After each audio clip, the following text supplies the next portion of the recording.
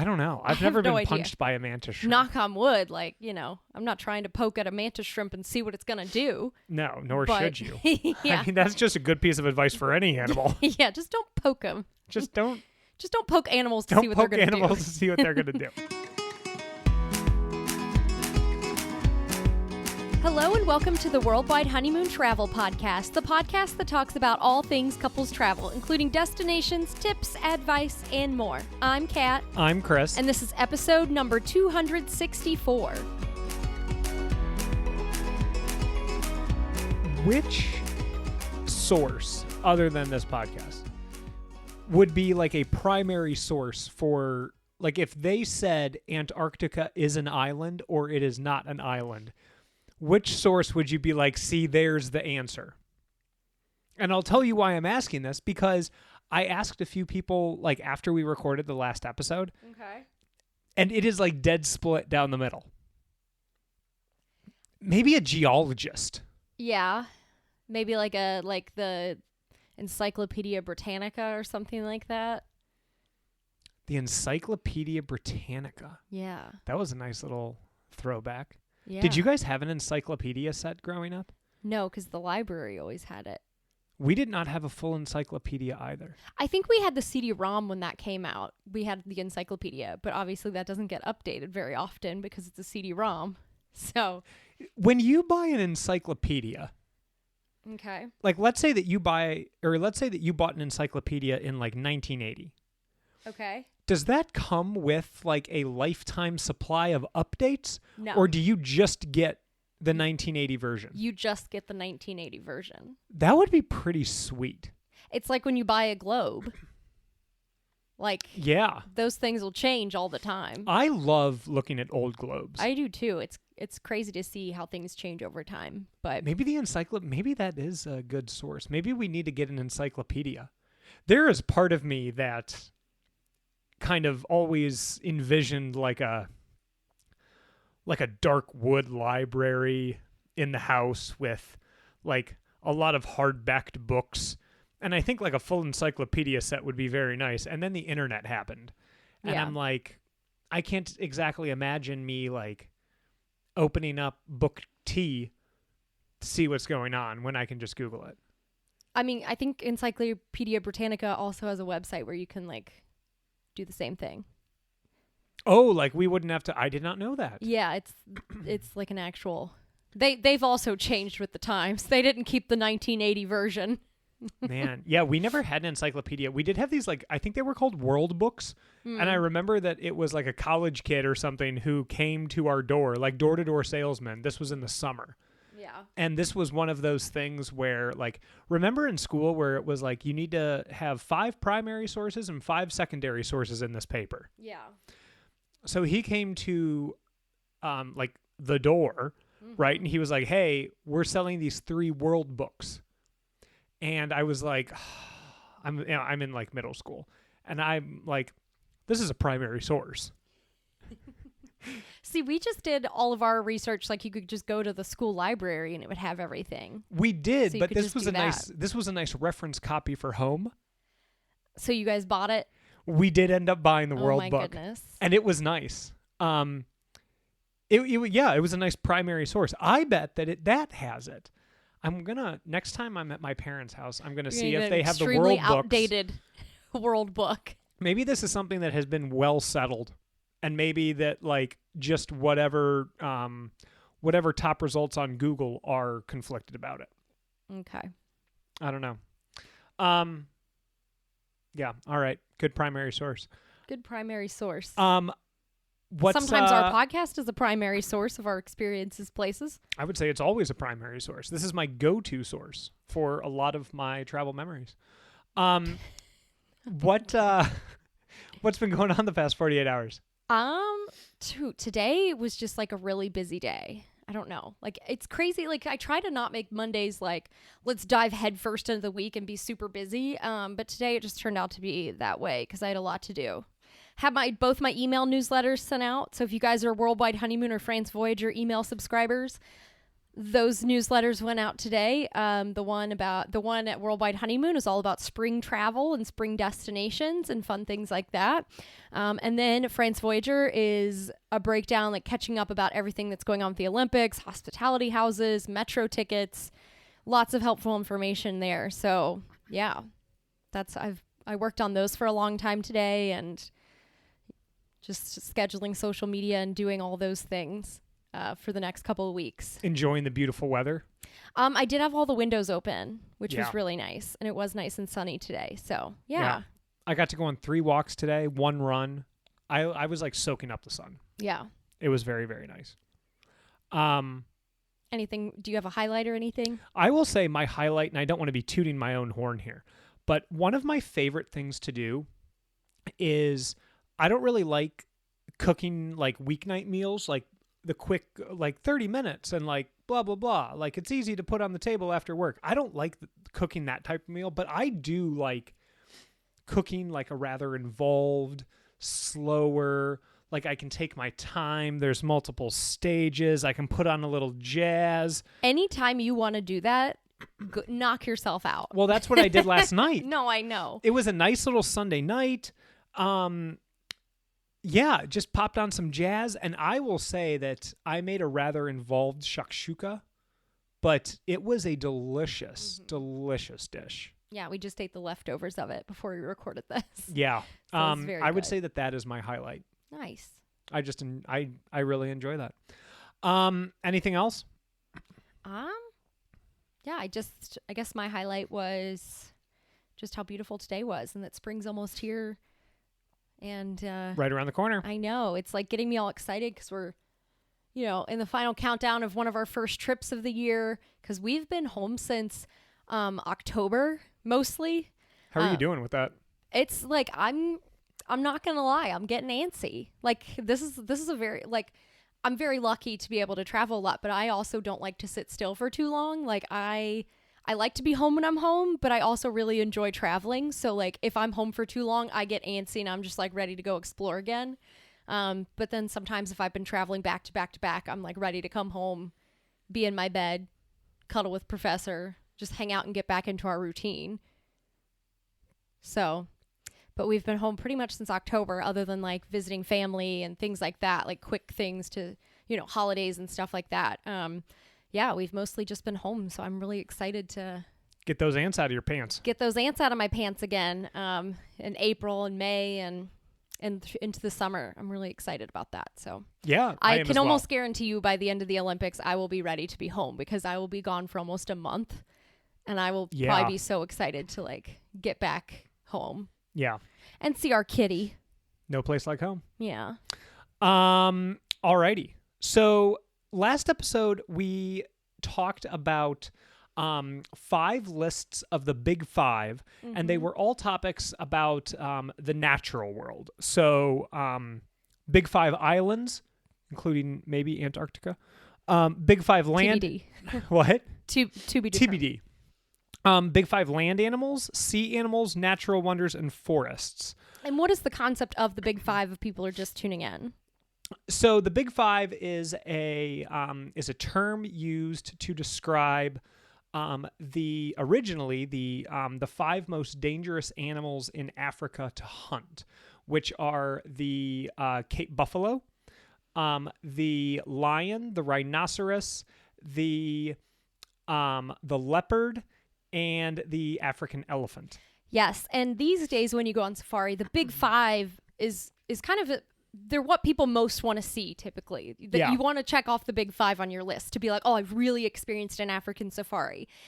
So instead, we've kind of took that concept and translated it into what are like the Big 5 top islands? What are the big bucket list things to go see? Big islands, Antarctica to be determined if that is an island. Yes. Natural wonders of the world. We had all kinds of things in that episode. Animals, like land animals, sea animals, lots of fun. I was spitting out some axolotl facts. It was great. So go check out that episode. I can't believe that I didn't include the mantis shrimp. Yeah, well, I did, so don't worry. Do you know that it was after we recorded that episode and the mantis shrimp came up naturally in conversation? With who? I can't remember, but we were talking about a mantis shrimp. I don't know the type of conversations you have normally with people. I don't know. Some of them are... Actually, it just came up out of the blue. You guys were just talking, just a random conversation, and in the middle of it, completely off base, go, mantis shrimp. No. Some of them are And you're just like, oh my gosh, where'd that come from? Some of them are like odd questions. Like, do you think that a gorilla or a mantis shrimp would win a fight? I mean, I would guess a gorilla just because its mass is bigger. Yeah, but like all the mantis shrimp needs is like one good punch. Yeah, but you could also just squish a mantis shrimp by stepping on it. And you Yeah, can't, but you what can't if- do that with a gorilla. What if as your foot is going down, It the gives you a good mantis punch? the mantis shrimp has an uppercut? I mean, it would hurt, but I think you would still be able to squish the mantis shrimp. Well, Versus like the gorilla, you can't do that. So I think These it's are a the lot sorts easier of- to squish a mantis shrimp than it is a gorilla. So I would say that would probably wow. the gorilla would probably win. What if the mantis shrimp got one punch in before the fight started?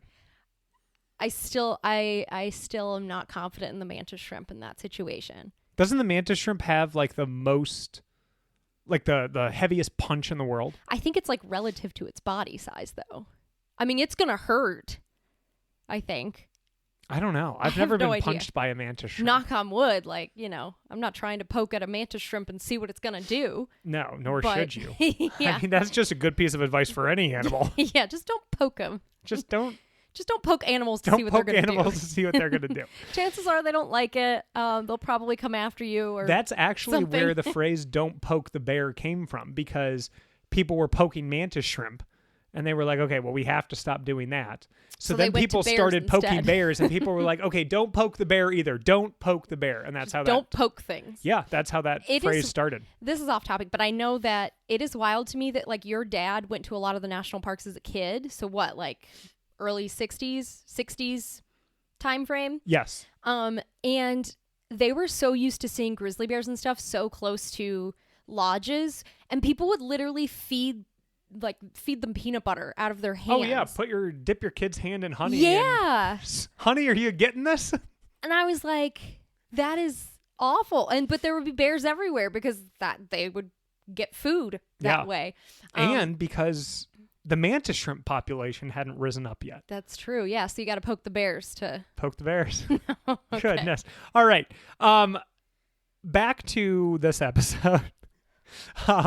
So moving away from the natural wonders of the world and Yes. the natural things, the natural big five categories. Today we're moving into man-made categories. Yes. Yeah. So today we have 5 lists of big 5, but they all focus on what we'll call man-made wonders. And without further ado, let's go ahead and start with the first one, which is big 5 cities to visit in the world. Yeah, and I'm just going ahead. Today's list are big 5 cities, big 5 museums, big 5 man-made wonders, big 5. I don't have like the full list in front of me because my handwriting's too big. Oh, big 5 events Okay, and big 5 markets. perfect. Yeah. So I we'll would have start had with to flip a page or two to get to those. That's okay. So my handwriting is ginormous. We will start with big 5 cities. Yeah. Do you want to go back and forth? Or you just want me to list mine and then you do yours? Well, why don't I start with my first one that is on your list as well, without a doubt. Okay. And that is my favorite city in the world, which is Paris. Is Paris on yours as well? No. Stop. No, it is. I was going to say. Yes. Why did you choose Paris? Or why did you include Paris on your list? I mean, I feel like there are certain cities that are like on every little like travel-y shirt, like Paris, New York, all those things like that. It certainly is a big 5 city, a bucket list place to go visit. I mean, it's called the City of Lights and the City of Romance for a reason. Do you know what Paris syndrome is? Yes, I have heard of Paris syndrome. Paris syndrome is basically like a lot of people build up Paris in their head and then they get there and it's not quite as awesome as they think it's going to be. So they're like kind of like disenfranchised by the whole thing.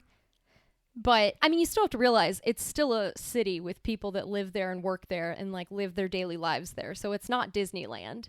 But I get it. And that's a very real thing. I think you can certainly build something up in your head and like be pretty bummed when it doesn't turn out to be the way you think it's going to be. I think that was more like Bangkok for us. We kind of imagined it to be a certain way. And I think that our experience didn't necessarily line up with that. And maybe if we had a different experience, it would have lined up with it. But, and we talk all about that on the things not to do in Bangkok. So you avoid our experiences in Bangkok, where it was just kind of a little lackluster for us. But yeah, I think Paris is a very romantic city. You have the Eiffel Tower, you have the Louvre, you've got the Seine with all the beautiful, the buildings everywhere. You have the architecture is absolutely stunning. It has some of the best museums in the world, especially art museums. It's just a gorgeous city. It's very wildly romantic. The cuisine is fantastic there. There are markets all over the city that you can go to different points. There are shopping opportunities. And I think what I love the most about it is that every little arrondissement, which is like a big, kind of like their neighborhood areas and stuff like that, they all have their own personality, which I really, really love. So I think that that's a really cool and unique thing about Paris is just how distinct each arrondissement is. Because you're going to know Montmartre versus Le Marais or like Saint-Germain or something like that. Like they're all just so different from each other, I feel like. So yeah, pretty cool though. I love Paris. I do too. I mean, for me, it is the most romantic city in the world. Mm-hmm. It really is. I get that Paris syndrome's a thing. I hope I never catch it because I am just like so enamored by Paris. And I was from like the very first day that I visited, it was like a natural inclusion for me. And it does help to go with people who know what you're doing. Because even with my first experience in Paris, I was with somebody who was living there. Like I was visiting my friend who was living there, who lives there now still. And so it helped to kind of see the city through like a local's eyes, I guess, or someone who can like show you around all the places and you're not just like, going to all the touristy spots and then kind of getting burnt out of it all, Yeah, absolutely. Yeah. And so I think it also helped that when you visited, I already knew the city, so I could like show you and different things like that. So yeah, I mean, again, Paris still has rats and pickpockets and just, things happen. There's some ugly parts as well. But yeah, it's beautiful. It's a great city. Why don't you list off your other four? All right. My second one is Barcelona. Okay. And this one, I really wrote down like Gaudi. There's so much Gaudi architecture. You have Park Güell. You have Sagrada Familia. Just so many cool Gaudi buildings and architecture around the city that's so unique to Barcelona. I absolutely love it. But there is a mix of like cool parks, beach. There's the beach there as well. Just really cool streets and neighborhoods as well in Barcelona. I just think that's such a fantastic city. I mean, you can go from eating tapas and having some beers to, to some great parks, to great shopping, markets, and then just all the Gaudi architecture. I think that that's such a really cool, distinct part of the city. Seoul. I loved visiting Seoul. I think Seoul has such a beautiful mix of old architecture and new. When we were at, was it Gyeongbong Palace? Mm-hmm. Beautiful, stunning architecture. Absolutely gorgeous. You could see the mountains in the background and the trees, and it was absolutely beautiful. But then you turn around and you see a vibrant, futuristic, like bustling city. And it's just crazy the contrast of those two things just by simply doing a 360. And I just thought that was so unique. And I loved the neighborhoods that we got to visit in Seoul while we were there for such a short amount of time. But it's just a really cool, lively city. And I thought that was neat. Rome. Rome is basically a lasagna of history. The city is literally built on top of its older versions of itself.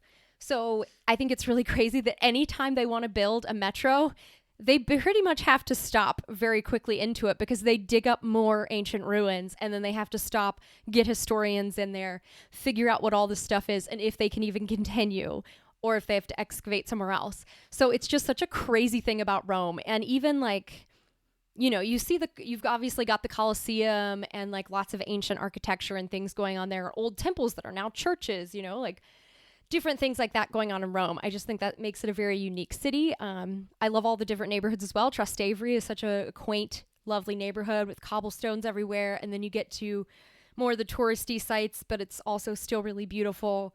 But yeah, it's so easy to find a mix of old and new there, but also, I don't know, it's just the history. I think it's literally the layers and layers that the city has to it. Were those your words, a lasagna of history?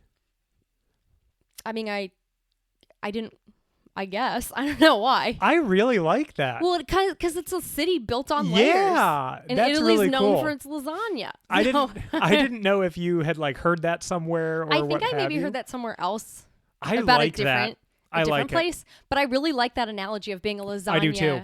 of a city because, yeah, you're right. I mean, the deeper you dig in Rome, the more you're going to find things. And I just think that's so interesting is how, I mean, they call it the eternal city for a reason.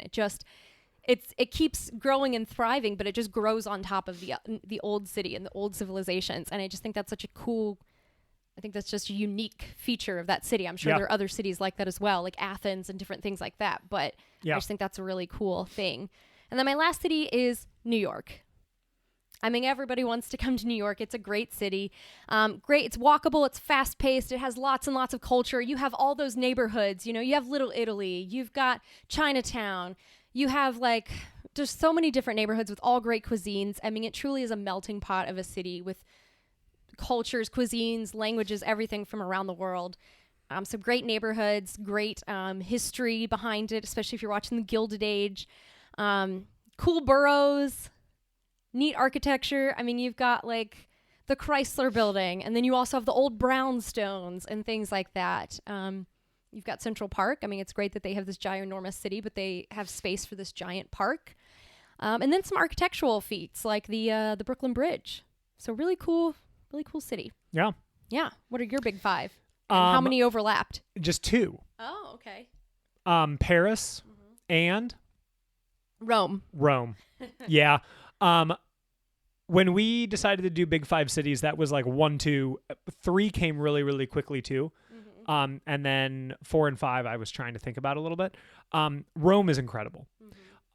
So historical, something to see around every corner, amazing food, amazing culture. If Paris is my 1A, Rome is my 1B. They're just so close neck and neck, but I think Paris will always have like a special place in my heart, as will Rome, but like Paris, I don't know, just like visiting there with you. That was actually my first European city. So I yeah, was afraid you were going to like Rome more. it's there. But I mean, yeah. don't worry. I love Rome. Yeah, But I do too. And I will just warn people again about Paris and Rome and big cities in general. If you're staying in the touristy areas and only doing the big touristy things, you might be a little disappointed. Yeah. It kind of helps to stay or like venture to different areas that aren't necessarily the touristy trap areas. Like if you're in Rome, maybe don't stay right next to the Trevi Fountain. Right. Because it's going to be crowded and just crazy. I think the one thing for me that like maybe bumps Rome down a little bit from Paris is the fact that its public transportation is not as good because their metro system isn't as good, obviously.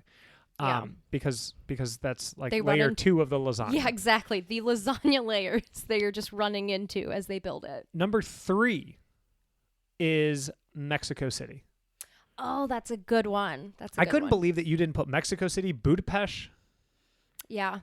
But Are yeah, those on your list, both of them? no, Mexico Okay. City is though. Oh, okay. Not Budapest. I have never been to Mexico City. Okay. It is a place that is like slowly calling me louder and louder.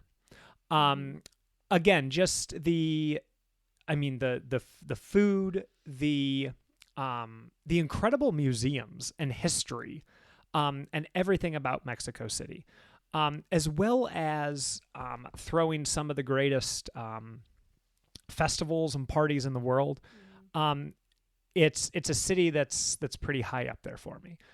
So I would say Mexico City because it's my only Central or South American city. Or is Mexico Central America? I mean, I guess it's technically North America. I mean, it is North America, but I guess Well, right, a lot I know of it's Central North America is America. North America. All of Central I would America guess I would is. consider it Central America. I don't know. I don't know. I will say it's my only predominantly Spanish-speaking country. I will say that. Number 4 is Prague.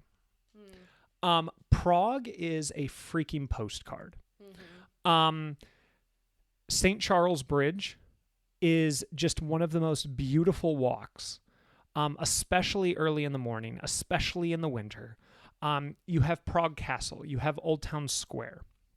And it's if you're picturing a European city and you're picturing like charming cobblestone streets, you're picturing a river, you're picturing beautiful architecture, Prague fits all of those Castle bills on there. the hill. Yeah, it's it's beautiful. Great little pubs. Again, great food. And my favorite city for Christmas markets that I have visited. So, well, I will say other than Cologne. Cologne was pretty sweet. Cologne was epic. But yes, Prague is very high up there. And then number 5 is a city that also holds a special place in my heart because this was a city. Normally, I will say that Catherine is the more of like the all right, let's go, like I'm ready to get out there kind of traveler. It's so crazy In a because at city. home we're like the opposite. Yeah. You were the morning person that's like, all right, let's get up and go. The second I open my eyes, you're like, oh my gosh, let's do all these things to do. We can do this, this, and this. But then when we're traveling, you're like, well, like normally not. you're just so ready. And there's one city in particular that that you were a little bit more reserved and I was a little bit more like, all right, I'm ready. Let's get going. And that is Hanoi in Vietnam. It was a city that I was not really expecting to connect with as much, but I freaking loved Hanoi. I loved everything about it. I think we both really fell in love with. I mean, and we were mostly in the old quarter too, but it's just it's such a fun city. I don't know how to explain and it. Yeah. Everything's that like I love the smell of gasoline. And with all of the motorbikes around, like you can smell the petrol. Like we had some nice, like Vietnamese beers on like tiny little plastic kindergarten chairs while we're like slurping down noodles, and like the whole city smells great and it's just lit up and it's beautiful. And I don't know if it's this like kind of bad boy image that I've cultivated over the years. Okay. But crossing the street, you really liked doing that.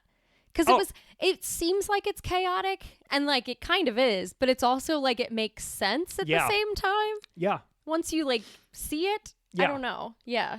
I had one of the best cups of coffee of my life there at Dream Beans. Hanoi is just Vietnamese coffee is so good. It's just such a great city.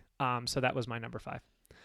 Alrighty, next, big 5 museums, and I will go first here. Number 1 for me is L'Orangerie in Paris. This is my favorite museum in the world. It houses Impressionist and Post-Impressionist paintings, and it is most famously known for the 8 large water lily murals by Monet. Whenever we are at art museums, I always love going to the Impressionist and Post-Impressionist exhibitions. So yeah, this like checks all the boxes for me. Number 2 for me, I'm going to stay in Paris and go to the Louvre. It is the world's most visited and highest ranked art museum. Also the largest. Yes, home to about 500,000 objects.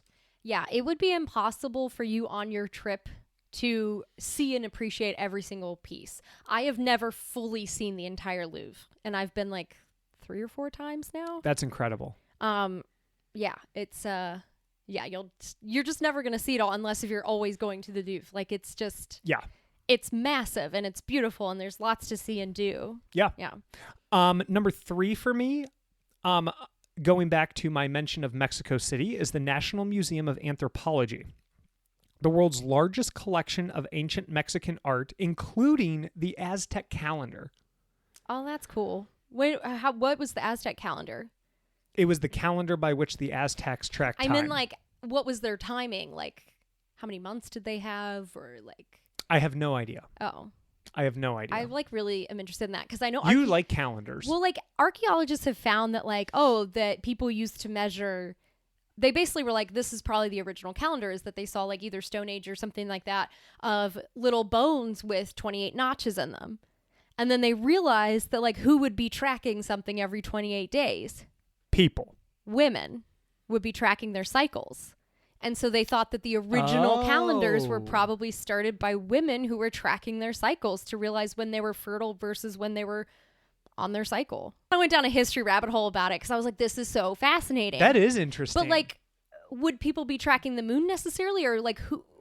Half of the population tracks the moon. Like, something very specific about their body. Yeah, that's true. So it made sense that it was probably... and also, isn't it, like... There was something else that if we did, like, 28-day months, that we wouldn't have, like, 30, 31 days. Like, it would be, like, more even, essentially. It sounds like it if everyone was going to be 28. Yeah. Yeah. I don't know. Number 4 is the Vatican Museums.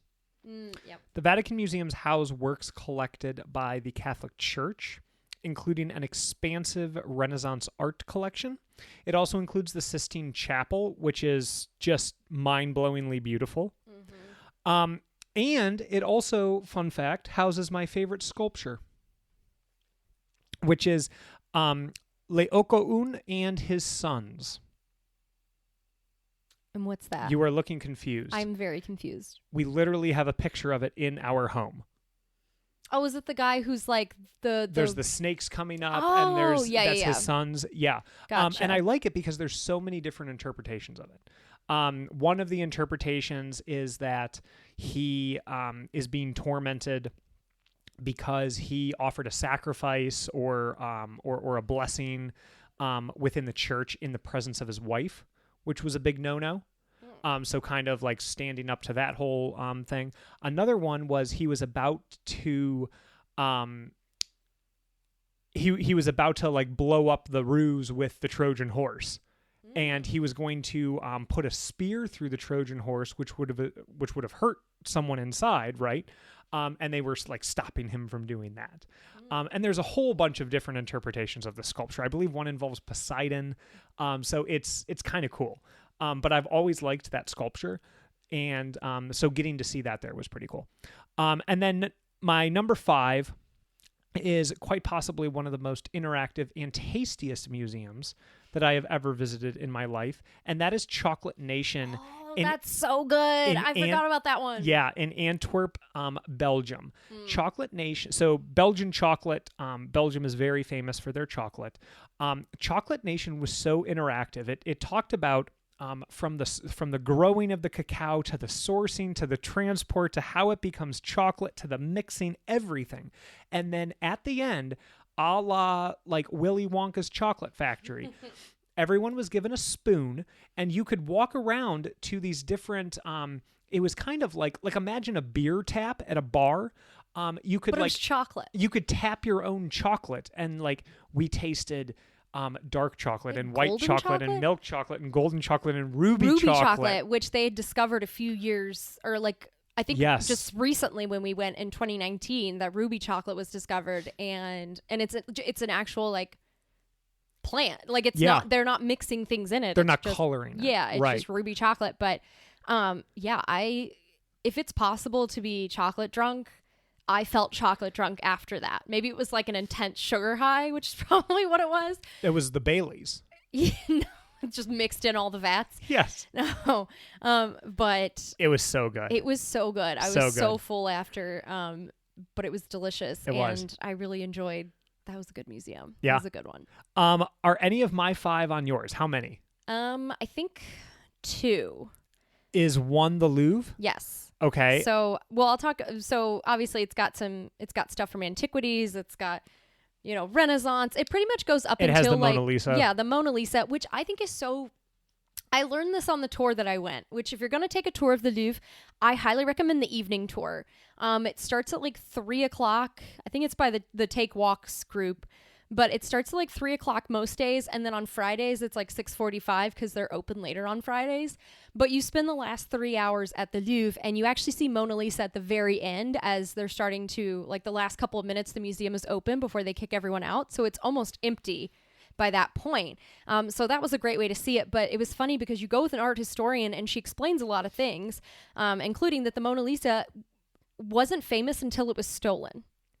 So the Mona Lisa was gifted to the French, I think the French royalty or something like that way back when. But there was, I guess, an Italian that was like, this belongs to us, it's ours, even though it was a gift to France. So he stole it, right? Obviously, they tracked him down, got it back, but it wasn't even famous until it was stolen. It wasn't even considered his best work. It was hung up in some random gallery in the Louvre. Like and it's a smaller painting, but now it's like behind glass and all this stuff, and it's a beautiful art piece. I mean, I think that a lot of people since then have really evaluated, like, you know, what was the Mona Lisa? Was it a self-portrait but in a feminine way, or was it just a noble woman? Lots of things like that. But also, aside from the Louvre being an art museum, it was once a palace, so there's lots of history for that too. There's the Napoleon apartments that you can go see. Also, you can go to sort of like the basement area is where you can see the old moat that you get to walk around and see the stonework from it and like the foundations of this palace, which is really cool too. So it's really neat to kind of wander around. And a little fun thing to point out that I got to experience on this tour is when you go around the moat area and you get to see like the foundations and the rocks from the original castle in the basement. There are little hearts drawn on them by the people, because at the time this would have been underwater, so people just kind of had fun as they were building it and like etched like hearts and little things in it. So you can see that today because now it's like on display, but you wouldn't notice it unless if you had like someone point that out to you. And I thought that was really cool to see. That is really cool. Yeah, but the Louvre is very cool. The other one that we overlapped on were the Vatican museums. It is just massive. It really is. And like the Louvre, the ceilings, I mean, even just the building itself is a work of art. All of the Vatican, I mean, you've got the Sistine Chapel. Like, you just look up when you go into different rooms and you're going to see so much. Massive. There's art from everywhere, all around the world. Just tons and tons and tons of stuff there to see, which is really cool. My third one is the Pergamon Museum in Berlin. Berlin actually has a whole museum island with lots of like little different museums and stuff, but the Pergamon just has a lot of really intact, amazingly restored historical finds. It has the Ishtar Gate from Babylon. They have part of that, which is beautifully restored. I remember walking in and seeing that, and I was like, holy crap, that's just amazing. It has a Roman market gate. It has the Pergamon altar, for which it's named. And then it also has lots of like historic panels, mosaics, tile work. I mean, it truly feels like you're stepping back through time because so much is so well preserved, and just so historical. It's just insane how well preserved some of this stuff is, just because it's so old essentially. Mm-hmm. But yeah, I think that's a really cool museum. Next up, the National Museum of African American History in DC. And that is my favorite museum in DC. I thought that was I went and saw it with my sister last year. Such a fantastically done museum. It covers like all of African American history here in the United States, obviously, but it does go back to slavery, and it does have an old slave house, but it covers the civil rights movement and has a segregated train car that's there. But it also covers the civil rights movement in general, big things that were made there. There are galleries about it goes all the way up until today. And so there are galleries that talk about sports, like famous African-American people in sports, the military, music, theater, cultural expressions. I mean, it's just such a well-done museum that talks about from like the very beginning through today and how much African Americans and that history is American history and how much that has really shaped our history. And I thought that was such a really, really well-done museum. And then my last one is the Art Institute of Chicago. That was a tough one for me to leave off.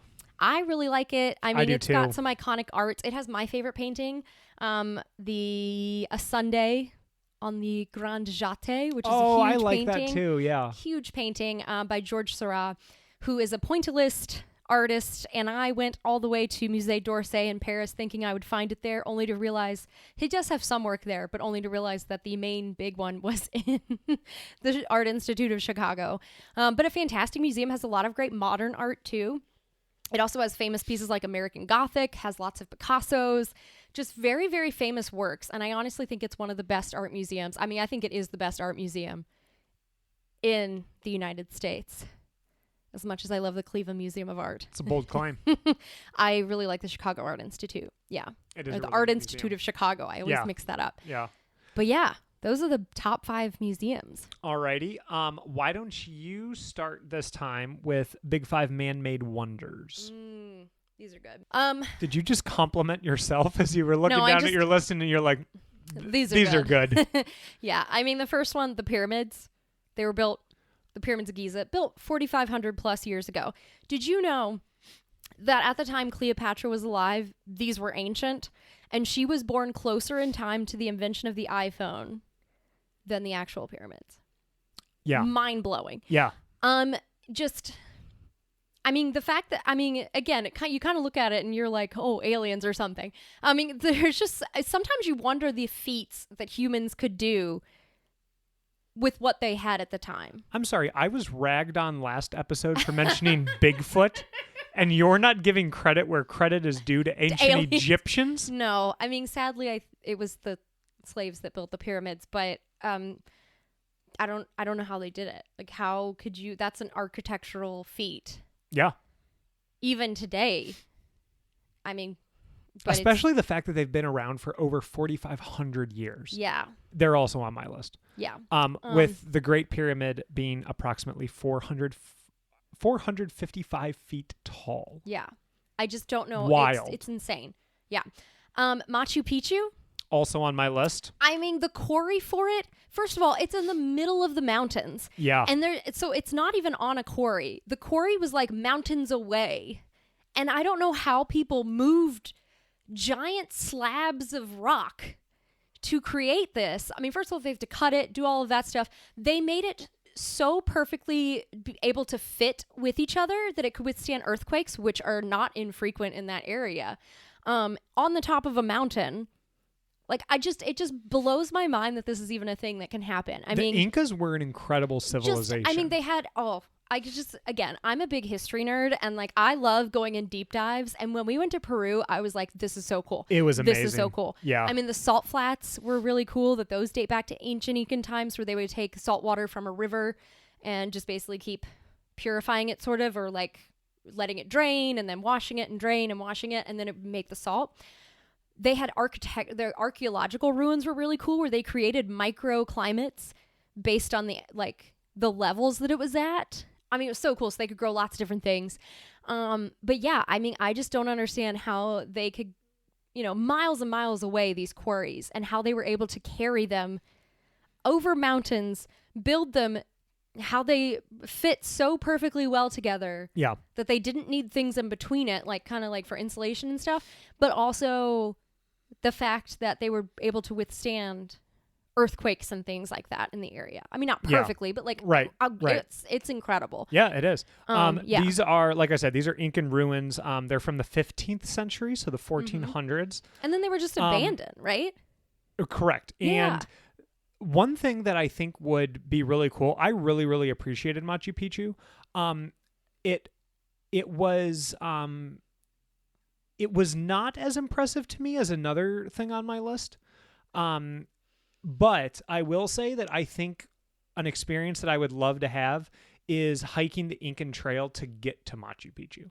Yeah. I think that is something that I'd definitely like to do. Yeah. I wish we had more time that we could have done that, but I do think too. that would be its own trip. Yes. You'd have to pack a whole lot of different things for that. Exactly. My third one, I feel like a lot of these are going to be pretty much on your list too, but the Great Wall of China. The Great Wall of China is on my list. I mean, it's 13,170 miles long. Yes. And it dates back as early as the 7th century. And it's massive. I mean, it's so long. How did they coordinate this? How did it happen? Yeah. I have many questions. A lot of Legos. Just do you know that so there is much, and it's still intact. Yeah. From this time. I mean, again, it's not perfect. Things have happened over time. Right. But like, there's you can actually walk along you can walk along it. You know what I mean? Like, there's in many areas. Yeah, there's a marathon where you run a portion of it. I know. That's just, it's crazy. It's crazy how, yeah, it's just nuts. Yeah. Another one. Man is incredible. Another one for me are the Moai statues on Easter Island. This is all you, so go for it. I don't know. Again, something I don't know how they did it. Apparently this was How around... was it done? How was it done? I need the exact answers. I need primary sources here, not secondary. I need to hear it from the people who Get the did World this. Book. Get the World Book. But they were built between the years 1000 to 1600. They have found like quarries where they would make them, but then they have to drag them across the island. And these things aren't tiny. They're Quarries? big quarries. I thought you said queries. No. They have found queries. I have queries. I have queries about their quarries, but like how they were able to like drag it to where they wanted it positioned on the island. I just think that that's absolutely incredible. So another man-made wonder. And then my last one are the temples of Angkor Wat, which I figured would be on your list as well. Yes, it was. Largest religious complex in the world, dates back to the 12th century. The quarries for that are about 50 miles away.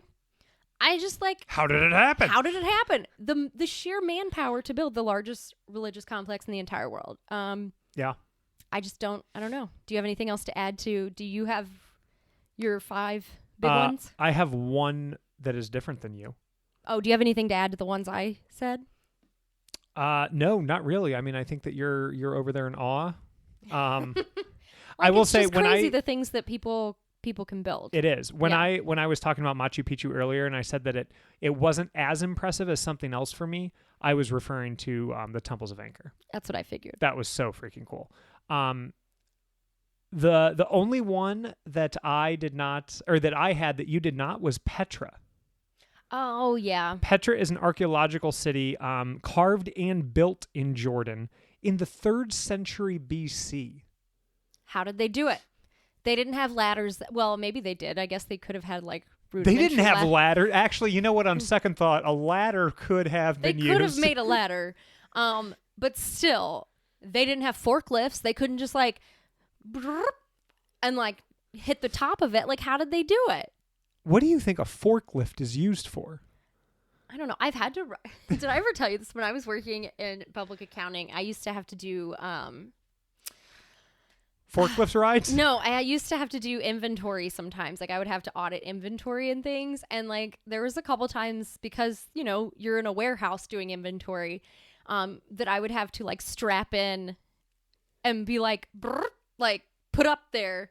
I'm guessing by a fork, or what is it called? A cherry picker or something? Yeah, a forklift has like the 2 prongs that's like lifting pallets. You're I don't know how they carved the city. Did they have forklifts?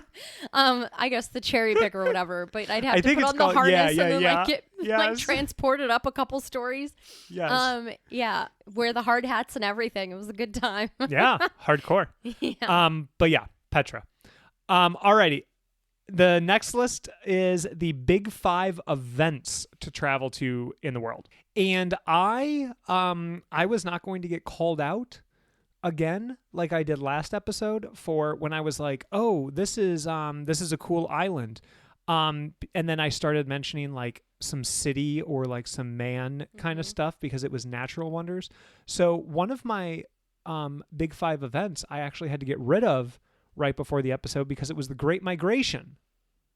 Oh yeah, that's all natural, Christopher. Yeah, I know, but it's still an event. Yeah, and but then, and then the other one... But it's one... not a man-made event. It's literally just animals doing their normal thing. No, that's why I took it off the list. It is natural. I also took off the Cherry Blossom Festival.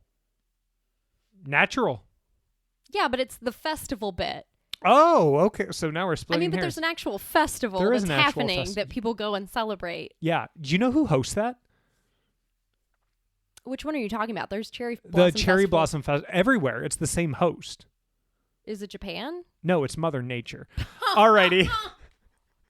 That was good. Thank you. That was good. Alrighty. I will start with my big 5 events. Number 1, the Olympics. And I have that too. Yeah. Anytime where there is like a big international competition and it is, it's a big excuse for people from around the world to get together to compete. You just have it's a beautiful thing. It's there's wonderful camaraderie. There's some good-natured ribbing. Yeah. And it's just friendly competition. For the most part. It's just a beautiful, beautiful thing where Team USA. You recognize that everyone I mean, no matter where you are in the world, when you distill it down to its most basic elements, everyone wants the same things, right? Everyone wants to be happy. Everyone wants to be treated fairly. Yeah. And it's just a beautiful thing. Yeah. I was going to mention also with the Olympics, the modern Olympics started in 1896 in Athens. Okay. It was only 13 nations, 60,000 spectators, and 9 sports.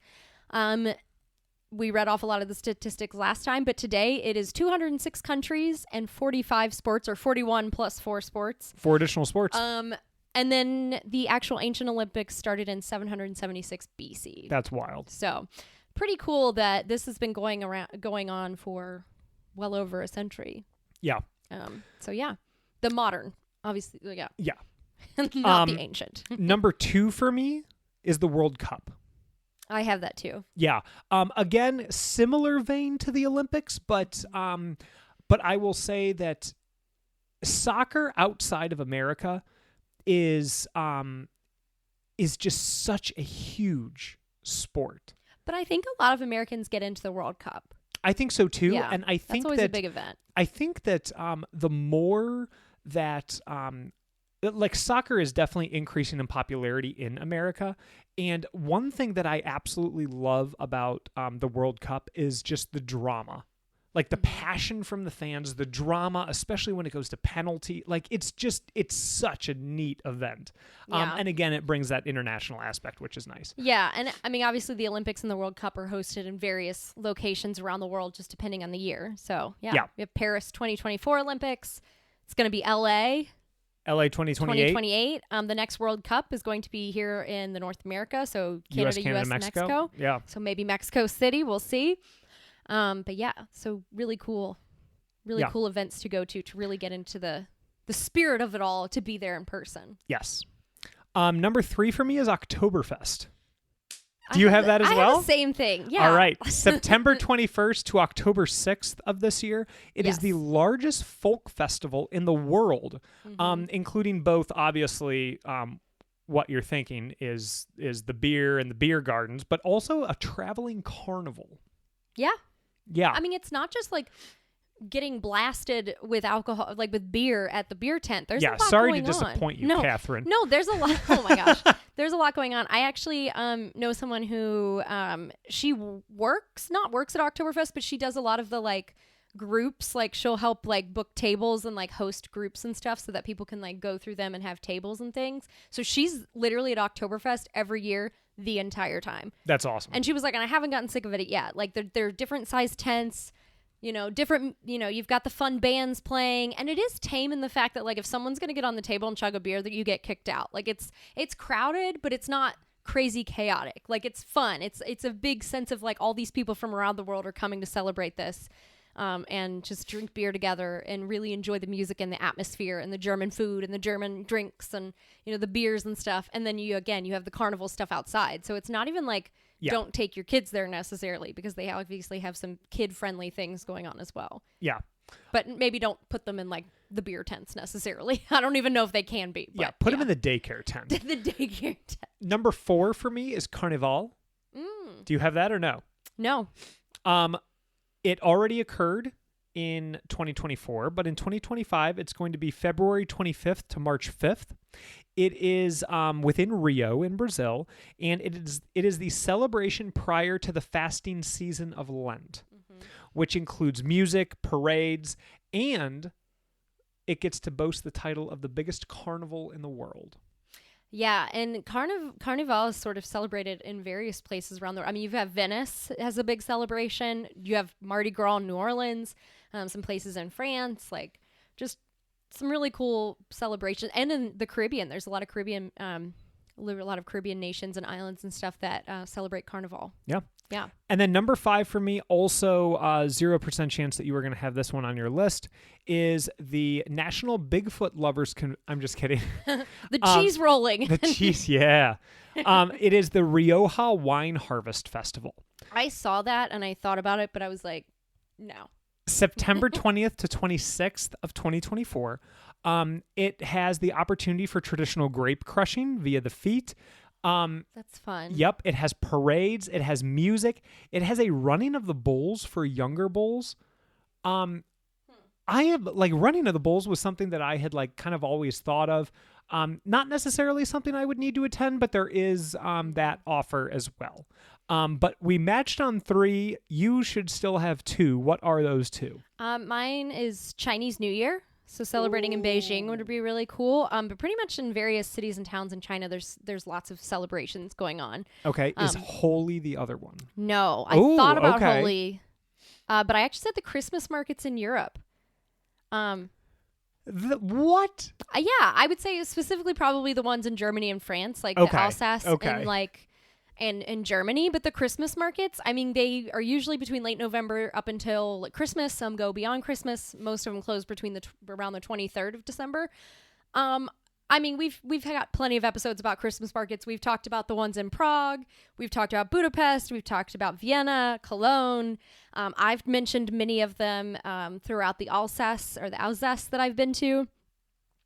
It's just a magical time. Like I feel like when you're a child, you really feel that Christmas magic, and like as an adult, you don't feel it as often. As you used to, but going to the Christmas markets really ignites that magic again, just between all the fun food and the decorations and the music and the, events that are going on. And it's just such a fun atmosphere to be a part of. And you're outside and you're just, you're walking around, and all these markets can be very unique. I mean, you've got the medieval market in Rebovle, or you've got the gnome market in Cologne, and like they all just have like fun little characteristics to them and different things you get to try while you're there. So I really love the Christmas markets. I think that would probably be more appropriate for Big 5 markets, which is what we're going to be talking about next. No, I thought about it. You just do whatever. I thought about it, but yeah. Do you want me to go with my markets? Yes. Why don't you start with your with the markets? Okay. And I apologize if I don't pronounce this well, but the Tsukiji Fish Market in Tokyo. Oh, yeah. Fresh fish there. They say to get there early because everyone's going to be trying to get the freshest of fish, but it is where a lot of famous sushi restaurants and stuff will try to get their sushi and stuff from. So really cool market to go check out while you're in Tokyo. The Grand Bazaar in Istanbul. It has 4,000 shops, 2 mosques, 4 fountains, and 2 hammams in this marketplace alone. So lots of fun shopping there. You can shop for spices, some souvenirs, textiles, all sorts of different things while you're there in Istanbul. I'm going to quickly comment here because the Grand Bazaar is on mine as well. Okay. Not only the 4,000 shops, cafes, etc. It started as a mall in the 1400s. Oh, that's cool. And it has 61 covered streets. That's amazing. Isn't that? I mean, it's probably like the Louvre, but markets. Yeah. Like you probably can never see it all. You know what I mean? Let me ask you this. When you were coming up with your list for Big 5 markets, when I say market, what comes to your mind? I mostly think of food markets, but I kind of thought outside of that. I mean, the Grand Bazaar does have food, but it's also a plethora of other items that you can purchase. So I am the flip of that. I'm the inverse. So I kind of think of the everyone's selling their wares and like hawking with the vendors and that kind of thing. Yeah. And then I'm like, oh yeah, there's also food markets. So yeah, I was just curious because I recognize that like obviously you can go in a few different directions. The New York Stock Exchange is one of mine. Top 5 market. Oh, is it really? No. Oh, I was like, okay. No. Alrighty. Keep going. You have 3 more. I think a really good market here in the U.S. is Pike Place Market. Pike Place is on mine as well. Fantastic seafood, fresh, produce. You've got flowers, arts and crafts. It's also great views. I mean, you're right there next to the Puget Sound. You've been there. Yes. It has the OG Starbucks. There's lots of like little shops off of the market too. It has the OG Starbucks. I mean, I don't necessarily recommend it. There's better coffee there, but like elsewhere in Seattle, but it is cool to be like, oh, this is where it started. Yeah. But now it's mostly a place where you like purchase a souvenir and get a drink and go. Like the line is just so long. It's not really like a place you sit down and enjoy. Sure. But yeah, I mean, you go around the corner and that's where you have the gum wall, the famous gum wall in Seattle. But it's just such a fun market to go around and just explore. Some of the best cherries I've had in my entire life are from that market. Of course, I went in June. It was just, it was so good. But just such a really cool market. It's also known for the famous, the fish, the guy throwing the fish They do that. Yep, there is a stand that does do that, and they do throw the fish if you purchase the fish or whatever. So it's pretty cool. So we talked about how the Grand Bazaar started in the 1400s. Pike Place is one of the more historical markets within the U.S., started in the early 1900s, and now has grown to over 500 businesses. Wow. Yeah. Yeah. I put the floating markets in Bangkok. Oh, I was thinking about that, but they did not make my list. So there's quite a few of them. But I think it's such a cool concept to be able to go on a floating boat and get to purchase things while you're floating around on a boat. You get to cruise along these little canals and purchase food, drinks, souvenirs, all sorts of wonderful things from people and from vendors and other boats along the side of the canals. I think that's such a really cool, unique thing to do. And I just love that. And I'm sad we didn't get to do that when we were in Bangkok, but it's something that I would want to do for sure next time. Absolutely. And I believe that you can also walk along the river. Is it a river? There are some that you can't. Yeah, some of them are like more boat type that you get in a boat. Sometimes you have to be in a boat. Sometimes you can be on land. Yeah. I mean, I loved all the markets that we got to go to in Thailand. Like, yeah, Chiang Mai Night Bazaar. Yeah, very nice. Just amazing. My last one is going to be the Marché aux Puits de Saint-Ouen in Paris. It's just north of downtown Paris and stuff, or north of, I don't know. It's just outside of like downtown and stuff. But this has... If you are an antique person, this has just a huge collection. It's basically street after street of different shops with all this antique furniture. It has like, you can buy anything from antique clothes, furniture, like dishware, art, just all sorts of things. If you are a vintage person, a thrifter, like if I lived in Paris and I had lots of money, I would totally be thrifting and buying things from here because it's not always cheap stuff. Like it's like nice vintage furniture. It's nice used goods. Yeah, it's pretty cool, but they have like goodness. There's like an indoor part that's got like they have like records and clothes and things, like a covered area, and then they have like all these different streets with furniture and stuff. It's so cool. Nice. I spent like half a day there. It was so much fun walking around there. Yeah, and then my honorable mention are the markets in Provence, just because they're so dreamy. I mean, you've got the lavender everywhere. You've got the saka, which are the especially in Nice, where at the Nice flower market is it's like a chickpea pancake flour. It's just delicious. Yeah, but you get the little straw basket, and there's soaps everywhere, and delightful fresh produce with the season and lavender, and it just smells amazing, and it's just so good. That's my honorable mention. But do you have what markets are on your list? So I have 3 that you did not mention. One that I have never been to, but I am really, really excited to visit is Borough Market. That is London's oldest food market, now with over 100 stalls. Anytime that there's a big food market, especially like prepared foods where you don't just have to like buy ingredients, but you can buy like a meal sort of thing. That's always really good. And this is, as they say, the granddaddy in London. Okay. You know how they say that. Alrighty. And the other one, well, actually, I have 2 more here. One is in Marrakesh, Morocco, and that is Jimalafna. This is a market that is somewhat nebulous and transformative throughout the day. So there are food stalls and juice stalls. There are snake charmers. But like as the day progresses, you'll notice that like some of the juice stands kind of give way to some of the food stalls that are set up at night. And there's more and more performers. There's music. There's a circus. But there's also like there's the traditional market aspect to it as well. But it just obviously I have never been there.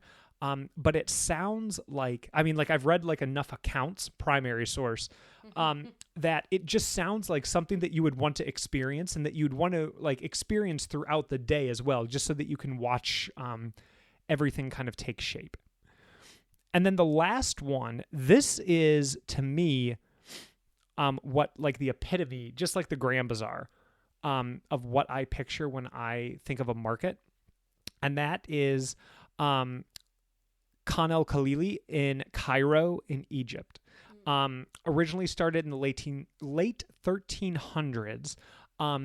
You have the opportunity to buy homewares, like souvenirs, that sort of thing, but not like the I Heart Egypt souvenirs, but you're right. And then a large spice section as well.